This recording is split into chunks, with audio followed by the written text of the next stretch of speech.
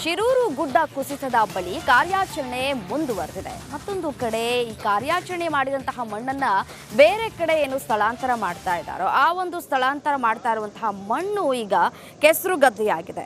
ಕಾರ್ಯಾಚರಣೆ ಮಾಡ್ತಾ ಇದ್ರು ಗುಡ್ಡದ ಮಧ್ಯಭಾಗದಿಂದ ಮಳೆ ನೀರು ಹರಿದು ಬರೋದು ಮಾತ್ರ ಕಡಿಮೆ ಆಗ್ತಾ ಇಲ್ಲ. ಅಲ್ಲದೆ ಒಂದು ಕಡೆ ಮಣ್ಣನ್ನ ಬೇರೆ ಕಡೆ ತಳ್ತಾ ಇದ್ರೆ ಮತ್ತೊಂದು ಕಡೆ ಅದೇ ಮಳೆ ನೀರಿನಿಂದ ಕೆಸರು ಜಾಸ್ತಿ ಆಗ್ತಾ ಇದೆ. ಈ ಬಗ್ಗೆ ನಮ್ಮ ಪ್ರತಿನಿಧಿ ನಾಗೇಂದ್ರ ಬಾಬು ಪ್ರತ್ಯಕ್ಷ ವರದಿಯನ್ನ ಕೊಟ್ಟಿದ್ದಾರೆ, ನೋಡ್ತಾ ಹೋಗೋಣ. ಶಿರೂರು ಭಾಗದಲ್ಲಿ ಗುಡ್ಡ ಕುಸಿತ ಆದ ಬಳಿಕ ಸಾಕಷ್ಟು ಅವಾಂತರಗಳು ಸೃಷ್ಟಿಯಾಗಿತ್ತು. ಇವತ್ತಿಗೆ 7 ದಿನ ಆಗಿದೆ. ಇನ್ನು ಮಣ್ಣು ತೆರವುಗೊಳಿಸುವಂಥ ಕಾರ್ಯಾಚರಣೆ ಮುಂದುವರೆದಿದೆ. ಈಗ ನನ್ನ ಹಿಂಬದಿಯಲ್ಲಿ ನಾನು ನಿಮಗೆ ಒಂದು ಇಟಾಚಿಯನ್ನು ತೋರಿಸುವಂಥ ಕೆಲಸವನ್ನು ಮಾಡ್ತಾ ಇದ್ದೀವಿ. ಅದು ಈಗ ಗುಡ್ಡದ ಮೇಲ್ಭಾಗಕ್ಕೆ ಹೋಗ್ತಾ ಇರುವಂಥ ದೃಶ್ಯ.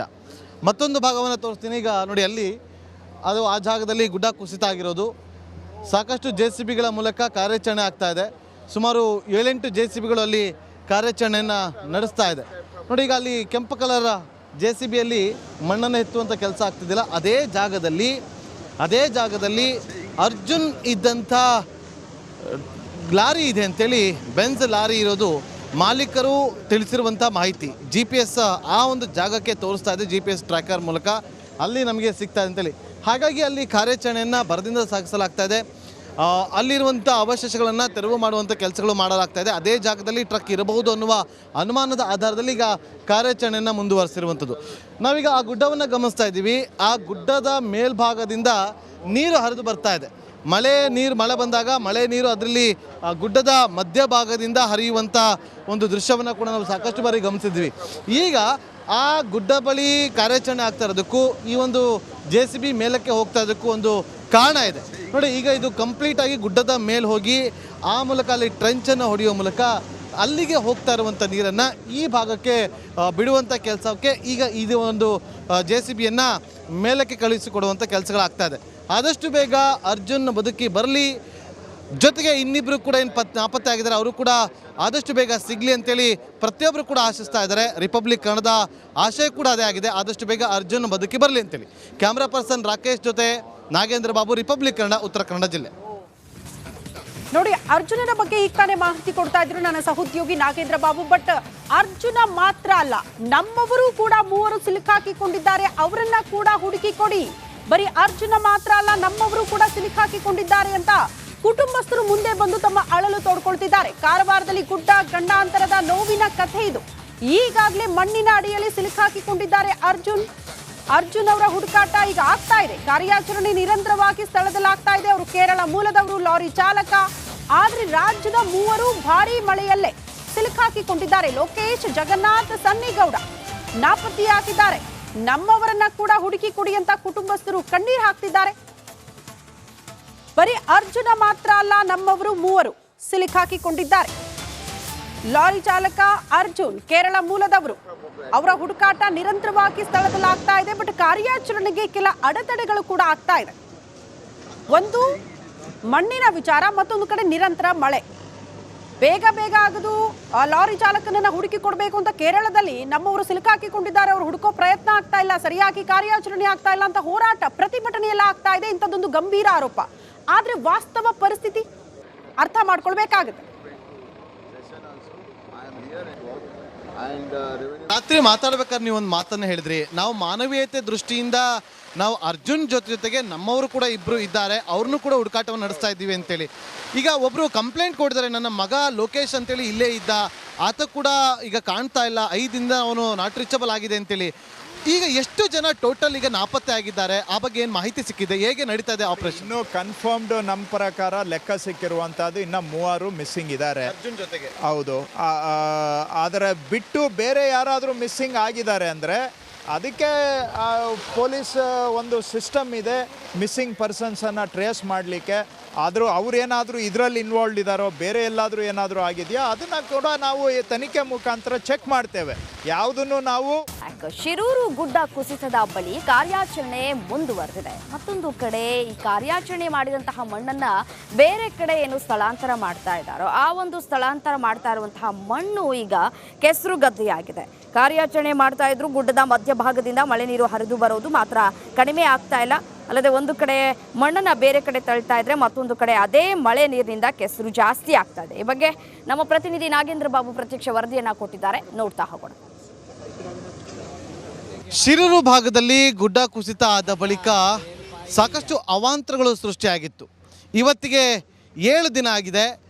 ಇನ್ನು ಮಣ್ಣು ತೆರವುಗೊಳಿಸುವಂಥ ಕಾರ್ಯಾಚರಣೆ ಮುಂದುವರೆದಿದೆ. ಈಗ ನನ್ನ ಹಿಂಬದಿಯಲ್ಲಿ ನಾನು ನಿಮಗೆ ಒಂದು ಇಟಾಚಿಯನ್ನು ತೋರಿಸುವಂಥ ಕೆಲಸವನ್ನು ಮಾಡ್ತಾ ಇದ್ದೀವಿ.